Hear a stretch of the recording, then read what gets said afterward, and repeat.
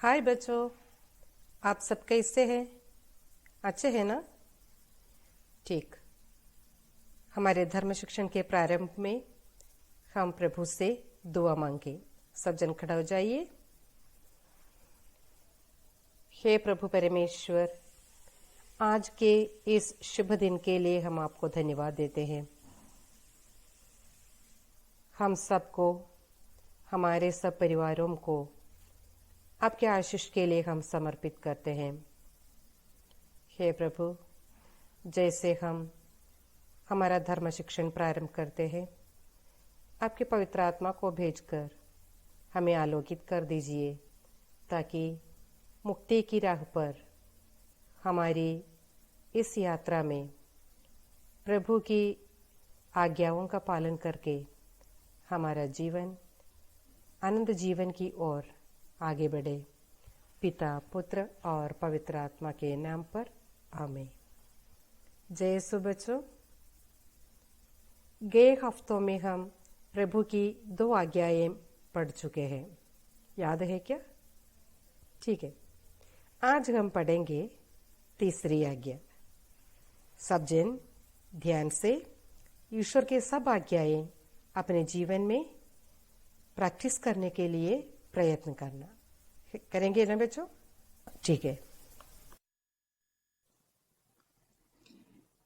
बच्चों, मुक्ति की राह पर चलने के लिए प्रभु की आज्ञाएं का पालन कैसे करना है, यही हम पढ़ रहे हैं, है ना? आज हम पाठ 4 में पढ़ेंगे प्रभु का दिन। हफ्ते में कौन सा दिन को हम प्रभु का दिन बोलते हैं बच्चों? ठीक है, इतवार या रविवार को। संत लूकास रचित पवित्र सुसमाचार अध्याय 6 वाक्य 1 से 5 में हम पढ़ते हैं, ईसा किसी विश्राम दिवस उनके शिष्यों के साथ गेहूं के खेतों से लेकर जा रहे थे। तब शिष्यों ने गेहूं की बालें तोड़कर हाथ में मसल कर खाया। कुछ फरीसियों ने ये देखा और ईसा और उनके शिष्यों को दोषी ठहराया। उन्होंने पूछा, जो काम विश्राम के दिन मना है, तुम क्यों वही कर रहे हो?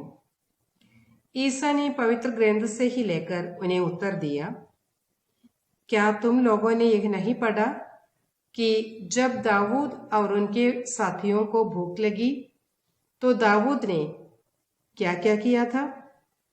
उन्होंने ईश मंदिर में जाकर भेंट की रोटियां उठा ली, उन्हें स्वयं खाया तथा अपने साथियों को भी खिलाया। याजकों को छोड़ किसी और को उन्हें खाने की आज्ञा तो नहीं है। ईसा ने उनको जवाब दिया, मानव पुत्र विश्राम दिवस का स्वामी है।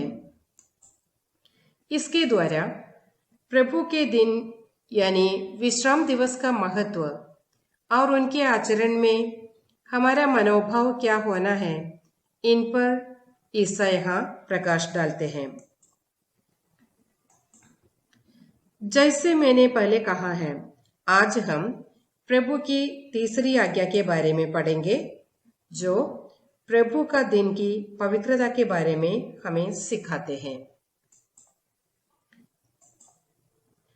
तो बच्चों, हम देखेंगे पुराने विधान में प्रभु का दिन का जो विश्राम दिवस कहलाता था, कैसे मनाते थे।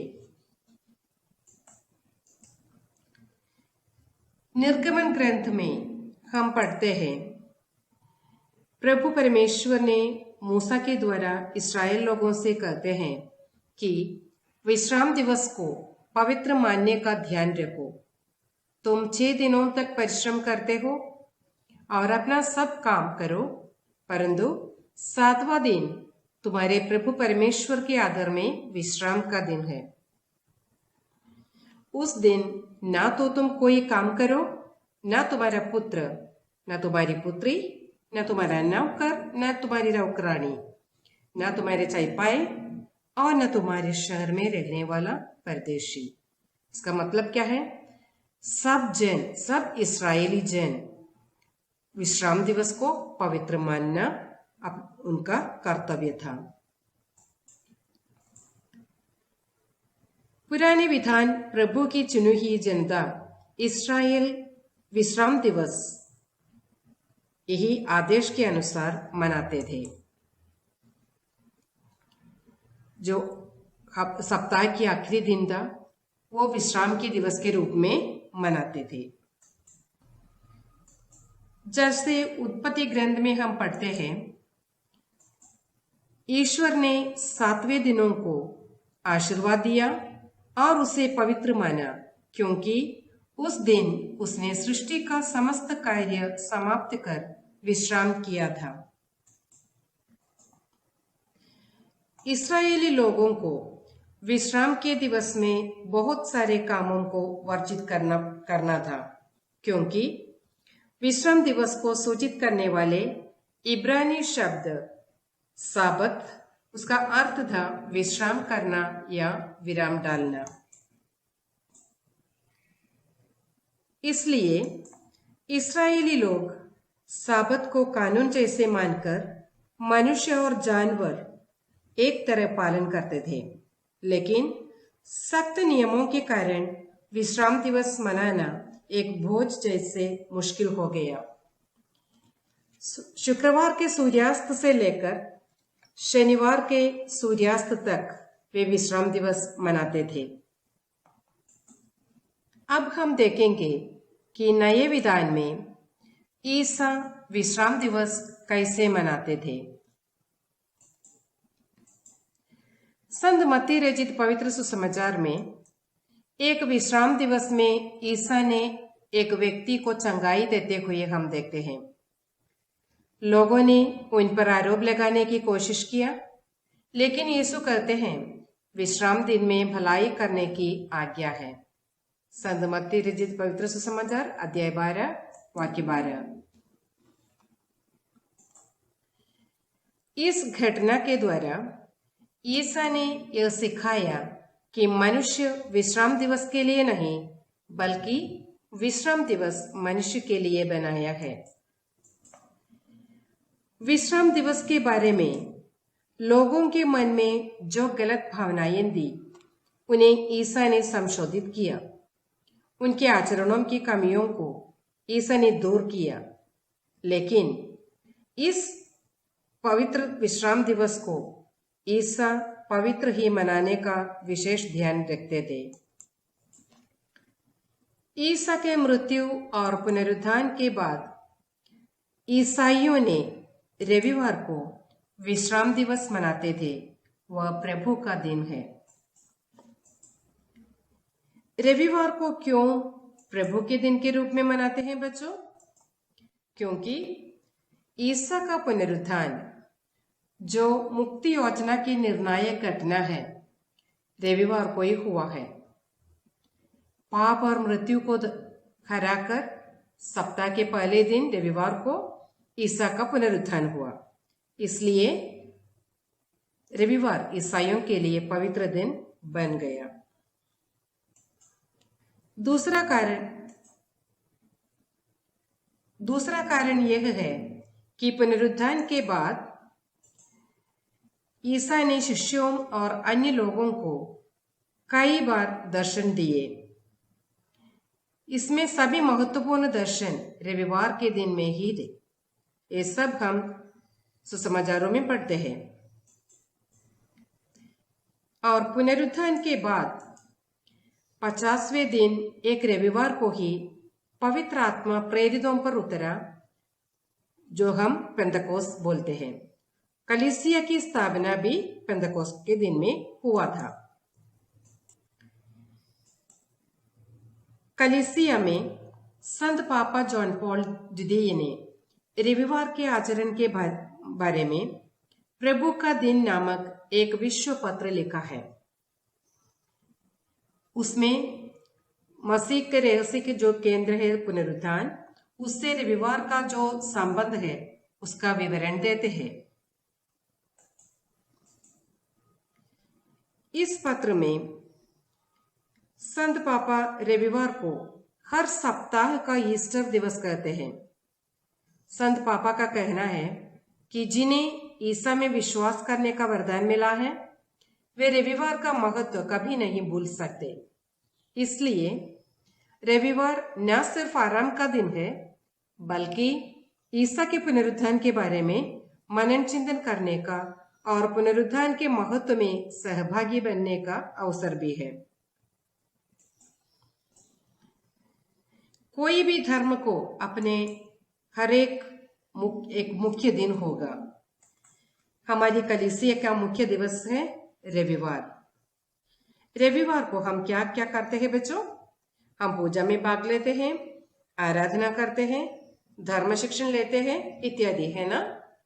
और विश्वास की घोषणा करने और उसको मनाने के लिए अलग रखे हुए रविवार में हम विशेष रूप से पवित्र बलिदान में भाग लेना है।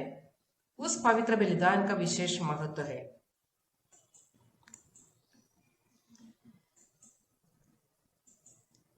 कलीसिया रविवार को दिवस का दिवस भी कहते हैं। संत पापा हमें यह याद दिलाते कि रविवार के आचरण को केवल एक हुक्म के रूप में नहीं देखना बल्कि क्रिस्तीय जीवन का एक आवश्यक अंश मानना है। प्रभु के दिन को पवित्र मानना ईश्वर की यह आज्ञा हमें ईश्वर और कलीसिया के साथ बढ़ने की मदद करती है। हमारे संबंध ईश्वर के साथ और कलीसिया के साथ ये संबंध में बढ़ने के लिए इस आज्ञा हमें मदद करते हैं। बच्चों, हम पाठ 4 के पहला भाग पढ़ चुका है। पुराने विधान में और नए विधान में विश्राम दिवस मनाने के तरीके में क्या फर्क होती है ये हम देखा। तो हम अपने मार्गदर्शन के लिए पवित्र वचन ले लेंगे। स्तोत्र ग्रंथ से अध्याय 118 वाक्य 24। ये प्रभु का ठहराया हुआ दिन है। हम आज प्रफुल्लित होकर आनंद मनाइए और हम यही निर्णय लेंगे, हर रविवार को मैं पवित्र बलिदान में भाग लूंगा या भाग लेंगी।